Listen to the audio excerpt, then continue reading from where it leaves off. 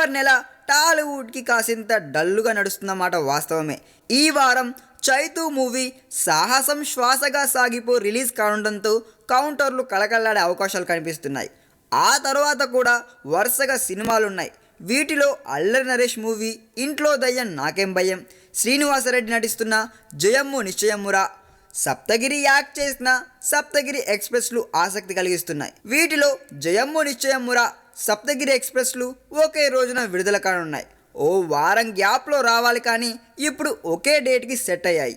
ఇద్దరు కమెడియన్ నుంచి హీరోగా అప్గ్రేడ్ అయ్యేందుకు ట్రై చేస్తున్న వారే కావడం ఇక్కడ ఆసక్తిని కలిగించే విషయం. శ్రీనివాసరెడ్డి మూవీకి ముందు నుంచే మంచి బజ్ ఉండడం పాజిటివ్ అంశమైతే, సప్తగిరి సినిమా ఆడియోకి పవన్ కళ్యాణ్ రావడంతో ఒక్కసారిగా లైమ్ లైట్లోకి వచ్చేసింది. మరి ఈ ఇద్దరిలో ఎవరి మూవీ ఎంత ఫేర్ చేస్తుందనే విషయం ఆసక్తికరం.